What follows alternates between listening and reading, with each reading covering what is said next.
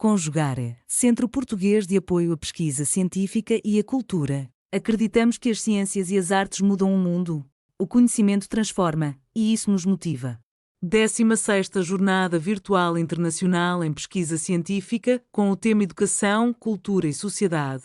Realização dias 21, 22 e 23 de abril de 2026.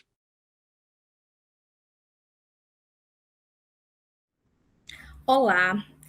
é uma grande satisfação poder estar aqui neste evento tão importante para toda a nossa comunidade, tanto no aspecto nacional quanto internacional. Muito prazer, eu sou a professora doutora Jaqueline Iglesias. Eu sou uma mulher branca, cabelos castanhos até o ombro, estou usando um óculos de armação escura, estou de batom vermelho, estou também com uma blusa preta e um colete vermelho. É uma grande satisfação estar aqui com vocês hoje e trago o nosso trabalho intitulado Políticas de Inclusão no Ensino Superior, um estudo documental sobre estudantes da educação especial no curso de pedagogia da UEG do campus de Quirinópolis. Este trabalho está sendo realizado por mim, professora Jaqueline Iglesias, pelo professor doutor Gilson Xavier, pela professora doutora Joana Goulart e também pela professora doutora Eloane Aparecida Carvalho. Todos nós somos professores efetivos de dedicação exclusiva do curso de pedagogia do campus de Quirinópolis. Bem, o que eu quero trazer hoje, dentro de um pouco das nossas discussões, é sobre a ampliação da democratização do ensino superior no Brasil. Essa democratização tem ocorrido nas últimas décadas de uma forma muito marcante, mas nós também queremos entender e compreender um pouco como que essa política de democratização tem ocorrido efetivamente para os estudantes que pertencem ao público da educação especial. Por quê? Nós sabemos que a inclusão dessas pessoas, a inclusão das pessoas com necessidades educacionais específicas, elas também estão sendo permitidas, elas também estão ali sendo efetivadas por inúmeras políticas públicas que permite e que dá a chance para esse sujeito ter acesso à educação superior. Então, a gente está tendo essa política de acesso pela ampliação, principalmente pelas políticas nacionais e também as estaduais, e também nós não podemos exclusivamente esquecer do processo que é o desafio da permanência, porque apenas garantir o acesso ao ensino superior não necessariamente vai permitir com que esse sujeito, com que esse estudante vá até o final e tenha a continuidade dos seus estudos acadêmicos. Então, a gente também tem que pensar nos desafios da permanência. Então, olhar para a inclusão além do ingresso, além do processo de estar na universidade ali no primeiro momento através de um vestibular, mas também pensar em condições pedagógicas e institucionais para que ele possa permitir, para que ele possa concluir os seus estudos. Dessa forma, nós então achamos, né, e trazemos a aporte esse contexto de olhar para a importância, né, do nosso estudo, que a gente está vendo cada vez mais estudantes com deficiência, com transtornos do neurodesenvolvimento dentro das nossas instituições, mas nós estamos também percebendo as tensões que está ocorrendo dentro das práticas institucionais, pensando, por exemplo, nos limites, nas possibilidades, nos limites de acesso, em problemas, em tensões na formação desses professores, dos professores que vão dar aula para esses alunos. Então, a gente traz como ponto central olhar para essas tensões institucionais que sempre existiram, mas a diversidade estudantil tem ampliado mais essas tensões. Nós temos também a lacuna nessa permanência, porque o abandono e as dificuldades acadêmicas acabam revelando uma fragilidade que a instituição tem de não auxiliar esse aluno permanecer dentro da universidade. E o nosso trabalho também tem foco à formação do professor, que exige, então, uma atenção redobrada para a inclusão quando nós estamos olhando para esse princípio pedagógico. O objetivo do nosso estudo, então, olhando para o curso de licenciatura em Pedagogia da Universidade Estadual de Goiás, do campus Sudeste, sede Quirinópolis. É um curso que tem a sua trajetória iniciada nos anos de 2000 e desde então ela vem sendo um marco dentro dessa região do estado de Goiás, na formação de pedagogos, na formação de professores que vão trabalhar na educação básica, na educação infantil, ou até mesmo na parte de atendimentos educacionais especializados, na gestão, e tem sido, então, um curso marcado com uma trajetória de muitas experiências acadêmicas. Então, a gente, nesse nosso trabalho, estamos ali procurando investigar, né, quem são esses estudantes que estão ingressando efetivamente nessa educação, principalmente os alunos da educação especial, eles têm permanecido, quais estratégias estão sendo adotadas por essa instituição, né, por nossa instituição, para que esses alunos fiquem, e que medida eles conseguem concluir esse curso, né, e como que tem sido o desfecho da conclusão da graduação. A gente percebe, então, que esse curso tem tido transformações muito significativas ao longo de todo o contexto nacional. Estamos aí completando 26 anos de institucionalização do curso, então a gente tem trabalhado, né, entender um pouco dessa variação da demanda dos nossos estudantes, que a gente percebe pela análise dos documentos, que eu vou detalhar um pouquinho mais à frente, uma variação nessa demanda dos estudantes, a mudança do perfil também dos estudantes na trajetória do nosso curso e um papel fundamental na regionalização, né, na estratégia, né, como uma instituição pública, gratuita e de qualidade que atende a região sudoeste e, consequentemente, não só a cidade de Quirinópolis, mas também todas as cidades que estão ali ao redor, que têm a oportunidade de estar cursando a pedagogia na universidade pública.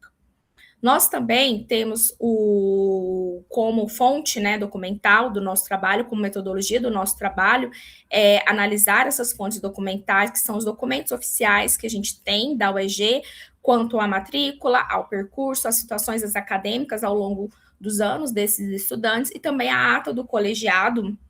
que lá a gente sabe como são os encaminhamentos, as deliberações específicas sobre algum estudante que tem a necessidade educacional, né, naquele contexto de ter uma influência, de ter uma necessidade, um acompanhamento mais especializado. Então, a gente percebe uma leitura histórica e contextualizada dessas práticas institucionais dentro do nosso curso. Como os avanços institucionais que nós vamos perceber é que a gente tem tido, então, uma diversidade de estudante muito grande, porque, como falei no início, pensar no acesso do ensino superior há 30 anos atrás, era realmente algo de prestígio para uma pequena parte da população, e ainda mais no interior do estado de Goiás. Hoje, nós temos, então, um maior acesso da população, porque considerando que o público da nossa universidade são jovens trabalhadores ou pessoas idosas também que são trabalhadoras e que estão tendo acesso à universidade agora. Então, a gente percebe uma diversidade cada vez maior e, consequentemente, a gente também percebe estudantes que estão dentro do público da educação especial, entrando cada vez mais, avançando cada vez mais numa consciência coletiva que a universidade também é um espaço para ele. Então, a gente tem que ter discussões frequentes sobre isso, dessa importância desse estudante lá, pensar em encaminhamentos pedagógicos concretos, adaptações curriculares, orientações aos docentes, material especializado, professoras de apoio, professoras que são intérpretes, ledor. Então, a gente tem um grande número, né? Estamos ampliando cada vez mais os encaminhamentos pedagógicos para que esse aluno permaneça na universidade. E também a gente não pode esquecer que nós temos que pensar em práticas pedagógicas especializadas a estudantes, mas também é preciso que a gente tenha um acolhimento, uma adaptação necessária para que esse estudante possa permanecer dentro da instituição.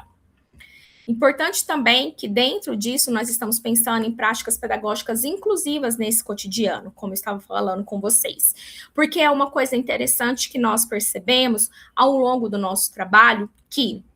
muitos estudantes, em grande parte do público feminino, no curso de pedagogia, apresentavam necessidades educacionais específicas, mas não tinha um laudo formalizado, não tinha um laudo, algo que vai diagnosticar, que vai fechar, ela tem isso e isso, não colocava numa caixinha. Mas a gente percebeu também, dentro da análise desses documentos, né, das práticas que a gente vem vivenciando dentro da universidade, que os professores, os docentes estão sensibilizados, estão preparados ou cada vez mais se preparando para desenvolver práticas pedagógicas sensíveis e estratégias de acolhimento a esses estudantes, mesmo que eles não tenham o protocolo formal de um laudo, de um diagnóstico, enfim, mas ele está sendo encolhido porque está tendo flexibilizações pedagógicas para as avaliações, prazos do trabalho, uma mediação, uma metodologia que aquele aluno consiga aprender mais, olhar para esse estudante de forma individualizada, tem uma mediação docente mais presente junto com esse aluno e também tem um acompanhamento institucional, que dentro da nossa universidade hoje a gente tem apoio dos psicólogos, a gente tem o assistente social, que também são parceiros nesse processo de olhar efetivamente para a inclusão deste acadêmico com ou sem laudo dentro da nossa universidade. Pensando também que os desafios que nós temos dentro dessa permanência, né, é garantir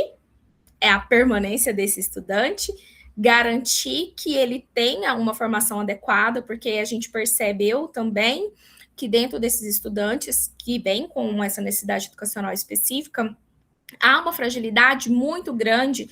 de conteúdos da formação escolar da educação básica, então a gente também tem que pensar nessas lacunas e como a gente estruturar para que elas possam ser consolidadas, para que novos conhecimentos, para que novos conteúdos da educação superior, da pedagogia sejam então articulados, sejam então entendidos por esses alunos para que eles possam praticar isso como docência. Então, a gente tem que pensar numa prática estruturada, porque a gente percebe que a ausência de programas sistematizados para esse estudante ficar ali, mas num contexto de que existem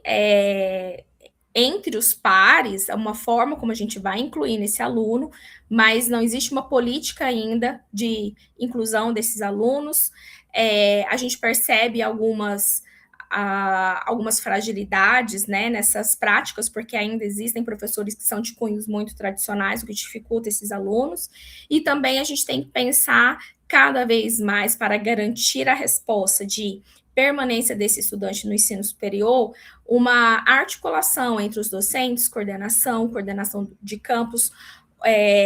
serviço social, psicólogo, tudo em prol de realmente ajudar esses estudantes. E também nós temos que a inclusão, né, nós estamos num processo ainda que está se efetivando, está crescendo cada vez mais, que são políticas de permanência, pensar também numa formação docente para a diversidade, porque esses professores vão encontrar cada vez mais alunos tendo acesso à vida acadêmica, então esses professores também precisam estar preparados, e ampliação dos mecanismos de apoio, fortalecimento desses apoios institucionais, apoio psicopedagógico, tutoria, um suporte especializado. Então, a gente pensa que o nosso curso, o nosso campus, dentro da inclusão desse estudante com necessidade educacional especializada, a gente está no processo de construção.